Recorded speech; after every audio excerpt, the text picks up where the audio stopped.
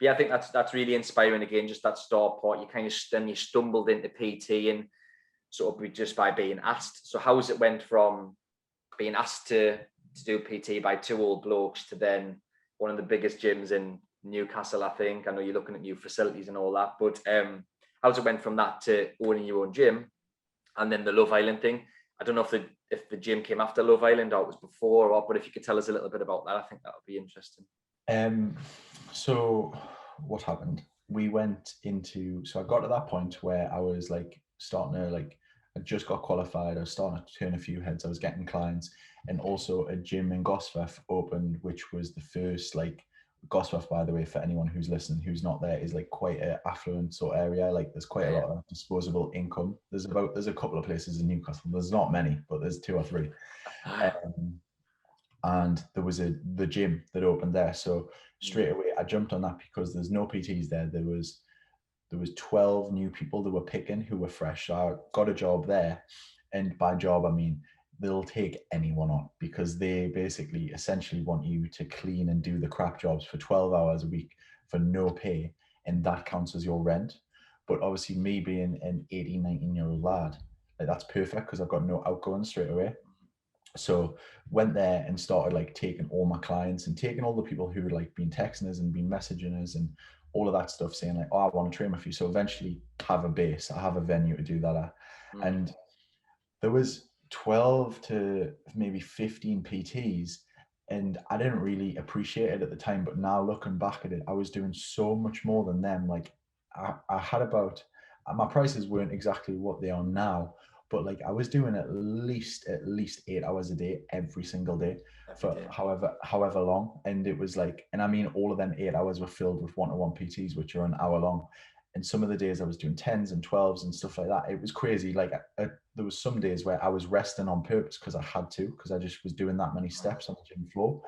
And I didn't really realize, but there was just a conveyor belt of PTs that were coming around us because people were trying it, failing, and not really having the gift of the gab, not being able to like speak to people, not being able to train people, not the PT course, right? The PT qualification, it's getting anybody can do that pretty much, corner, which is a bit of I would put 20 quid on you taking the test now and passing it. Like that's how that, and you know what I mean? And anybody can do it, yeah. Come to me for help, you know? And I have a very good idea that you would still have a go. And that, first of all, that's not good because it's not good enough for me, for someone who now looks for staff, because anyone can do it. But the reason I was ahead of the game is because I spent all the nights in bed, like once I was in at 9 o'clock watching YouTube videos on my phone from them guys. So I actually knew what was going to work. It wasn't just, I didn't just have the piece of paper. So anyway, built up a massive client base, and then moved to a semi-private facility, which was called Aurora Athletic. And that was basically the jump for me because it was a little bit more in town. It was a little bit more central. And for once I could free up 12 hours because I could pay a monthly rate of rent, and I could justify it because I had like 45 plus clients a week or hours or whatever you want to call it. So moved to another private facility. And again, that one was a little bit more like Instagrammable friendly, and the social media craze came out. And again, me being, I think the guys that I was working around there were like 27, 28, and I was still 19, 20 at this point.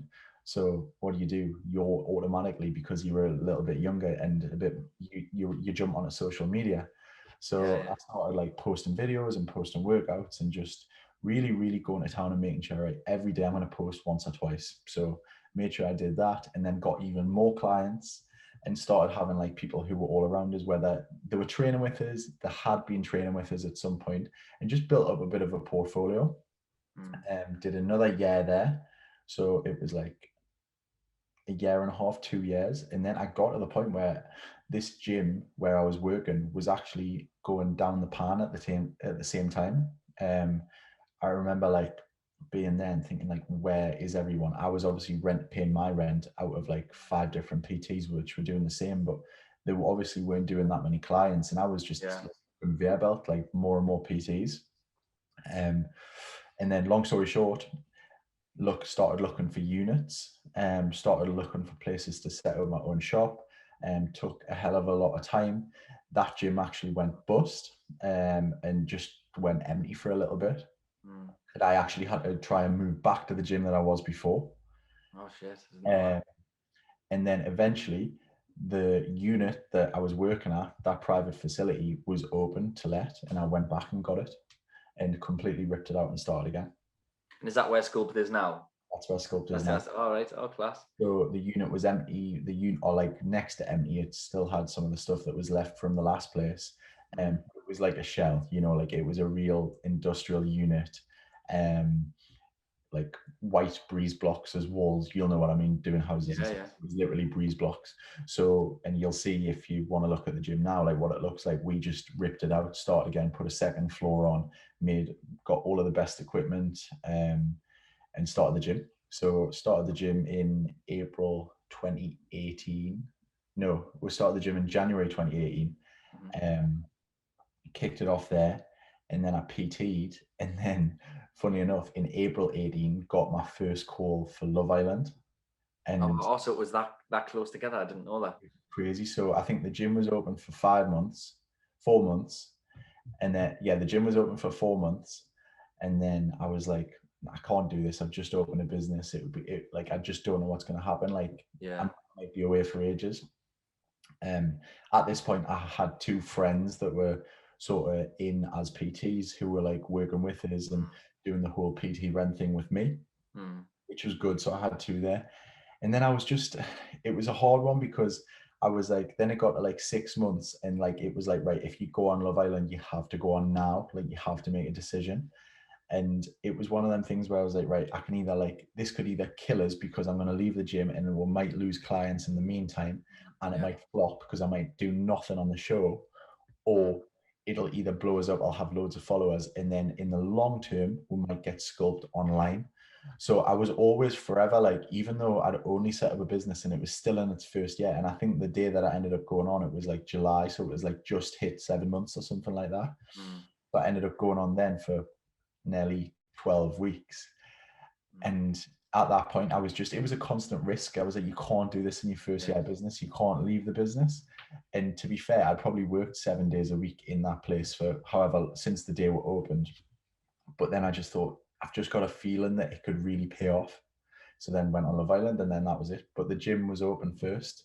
And then I didn't know that. I think, again, there's some things in there that people can take from what you just said. I think taking risks, it's always, obviously, risks are risks, aren't they? They could have easily went the other way, couldn't it? But I believe anyway, in business and in life, luck, fortune's the brave. And I think sometimes you have to take risks. And sometimes you just said it as well, like, trust your gut, your intuition, isn't it? If your gut's telling you this is the right thing to do. And obviously, look what happened. It clearly was the right thing to do, I think. I think that's fair to say. But yeah, I think that people can take from that. Sometimes taking risks get you to where you want to be, and your gut feeling can, for me anyway, certainly a lot of the time it's right. Yeah, it was one of the only things. It's funny as well. Obviously, I would say, like, I look up to my dad a lot because he's been quite successful in business and stuff like that. And it's the first time we've ever argued like really bad about. He was like, don't go on that. You can't leave your business. It's a first year of business. It's like the unwritten rule. You just don't do it. Yeah. But he didn't he's never got an Instagram account. He doesn't understand followers. He doesn't understand this. And like it's the first argument we've ever had where after me coming back and him seeing it, he was like, you were actually right. Was that a good feeling? You were like, proved you wrong. First time where like he's like, it's funny. It's, you know what it's like. Dads are always right. It's coming from a protective place, though, isn't it? My parents and my grandparents told me not to do self-employed sales when I was 19. Yeah. And I fought with them, and now half my family work for me. You know, so it would prove to be right. Same thing, isn't it? It's coming. Your dad's saying that from a protective place, isn't he? Because he wants to protect and help you.